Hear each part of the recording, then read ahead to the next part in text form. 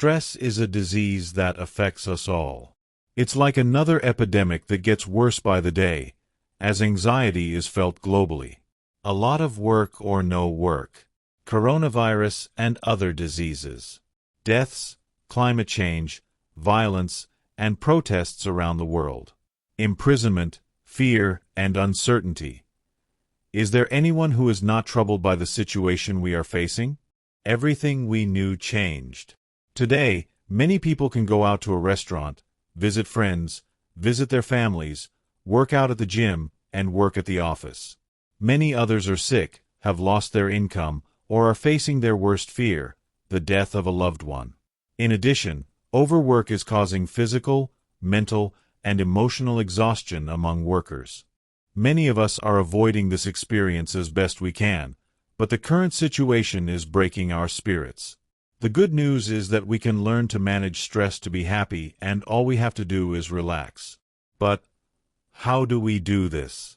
We interviewed Roberto Cusion, clinical psychologist, wellness coach, author, and motivational speaker, and he gave us some tips for identifying stress, eliminating it, and increasing your happiness. What is stress and why does it arise? Stress is a physiological response of the human body when the mind perceives a potential threat to its survival. Stress is a relic from when we were in the cave and had to survive in a hostile world full of dangers. In those ancient times, when a man was about to be attacked by a saber-toothed tiger, the stress response would kick the man into running faster, getting stronger, or doing something necessary to survive. In many ways, this response ensured the survival of the human species Homo sapiens to this day, but the problem is that we never evolved to eliminate it. Today, despite our apparent modernity, we are still essentially Paleolithic humans, and as such, we have a built-in stress response.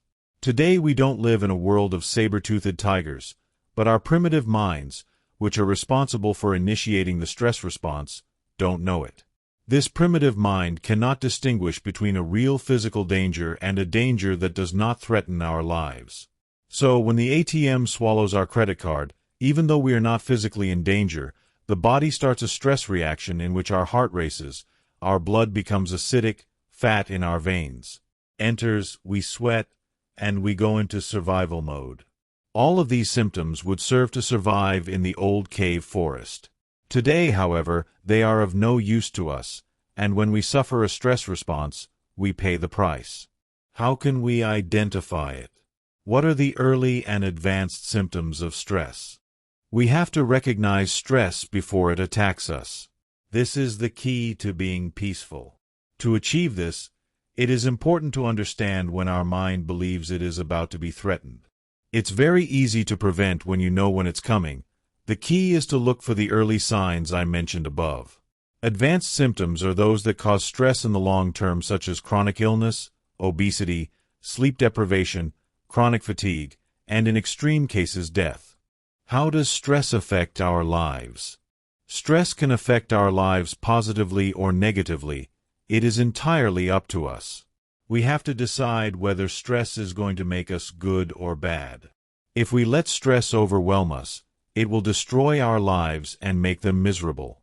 If we can overcome this, we can live a much more positive and happy life.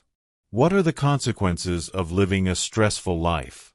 The results are wide-ranging, and I will cite a few. There are the obvious, such as lack of quality of life, chronic anger, chronic negativity, and feeling bad, but there are deeper issues such as digestive problems, sleep problems, and more serious things such as obesity, cancer, diabetes, metabolic syndrome, etc., and mental illnesses such as psychiatric disorders. Almost all diseases can be attributed to stress as a causative factor. How can we cope with or control stress?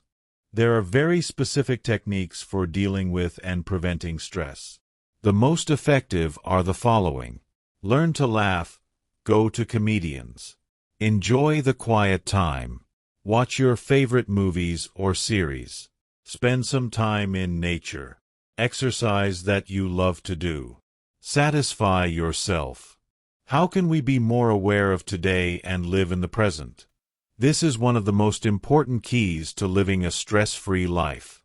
To stay in the present, we have to practice something called mindfulness or total awareness. It means focusing more on the here and now. Don't think, live in the moment. Realize that the present is the only moment in your life that exists, and will exist. What do you see as the most important lesson from this pandemic? The most important lesson of the pandemic is to understand that we cannot control anything. We think we are in control of everything, but we don't realize that we are in control of nothing. Those who control the most suffer the most. We must let go of the need for control and realize that peace of mind comes from accepting things as they are. This is the real key to staying healthy and peaceful. Let go of our need for control to live a happy life. Be prosperous and be happy.